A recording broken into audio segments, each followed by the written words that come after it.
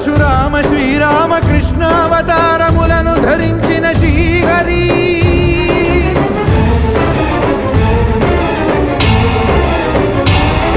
అవతారకుడౌ అవతారమూర్తిగా సాక్షాత్కరించి ధరింపజేయవయా